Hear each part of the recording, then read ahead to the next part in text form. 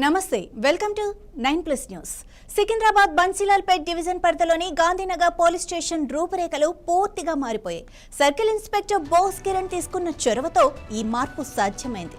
Station ముందు భాగంలో ఉన్న పాత వాహనాలను తొలగించి పరిసరాలను సుందరంగా తీర్చిదిద్దారు.